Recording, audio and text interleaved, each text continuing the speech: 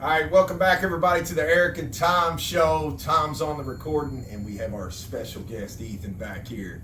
So we're going to talk to you about the painting portion, okay? And normally we just pop the paint on here, and then we roll on with it. So obviously we two-coat it, okay? Because the resin is transparent. We don't want one coat trying to suffice on raw wood and thinking that that's going to hide our pigment that we know you can see through. So that's the whole purpose behind the two coats. But another important thing is the paint. And this is what I want to talk to you. It's not about coverage. It's not about whether it's thick, whether it's this, whether it's that. It's about health. It's about safety. So I want to point this out to you. Everybody has probably heard of a low VOC. Okay, and basically what that means is low VOC is a volatile organic compound is what VOC stands for. So they just shorten it just to say VOC, make it a lot easier. But on our paint in specific, okay, Bear Marquee, what you are looking for on paints in general is this green little sticker, and I'm going to show you. Check that out. Okay, and what that says, in case you couldn't read that, it is certified by Green Guard Gold, okay? Meaning it is certifiably okay to be around this product, okay? Again, a low VOC. Now, an acceptable amount of VOC, it's that harmful smell, those gases that you smell from a paint, from a resin, from anything like that, okay? Low VOC, anything that's acceptable, is 50 grams per liter or less. That is considered a low VOC, okay? Matter of fact, hold on, I'm going to show you our resin. Check this out. Okay, our paint is a low VOC, meaning it's got 50 grams per liter or less. With our resin, check this out right here. VOC 5G/L, meaning VOC 5 grams per liter. So that is way under the 50, which is considered a low. So this is almost a zero VOC at this point. Hence why when we mix our resin, you don't ever see us wearing a mask. Okay, it's all about the safety in what you're doing. Our resin from Countertop Epoxy out of Colorado, our resin is one of the lowest VOCs that we know of on the market. There are lower than this, but anybody pouring epoxy, paints, anything like that, and you smell that harmful, oh my goodness, like you need a mask on, or you need better ventilation or anything, it's because the VOC levels are much higher. So anything over a low VOC and you are standing around breathing this in, it is very harmful to the body. It can cause all kinds of bad stuff.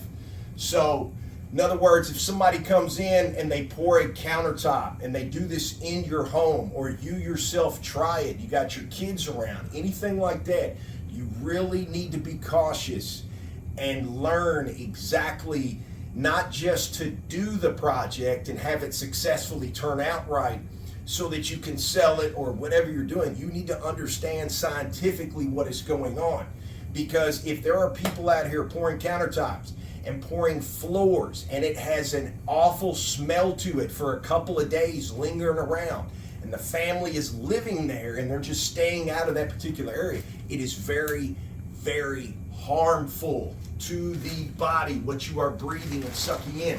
That's why my son is standing here while we're painting this. That's why when we get to the resin portion, it is okay for him to be in this room with us.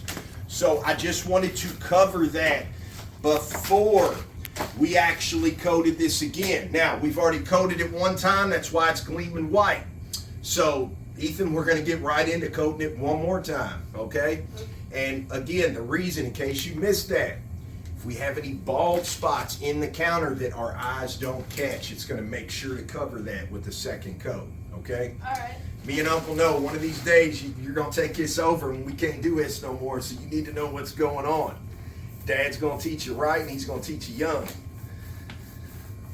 So it's, you know, it's no different at this point of painting a wall, but keep in mind, depending on the paint you're using, depending on the product, you know, all that stuff, you do want to kind of get it going fast paced, because you don't want to leave a bunch of nap lines, marks in it, anything like that that could be seen through at a later date when we go to pour in the resin. So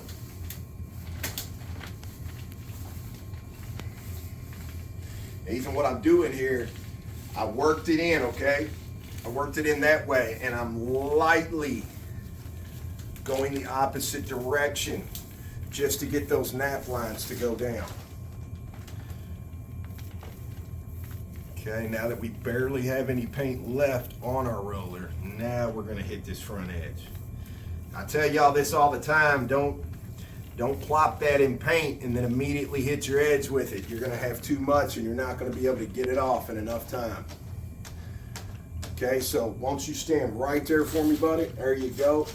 Let Dad hit this one last side here. Okay.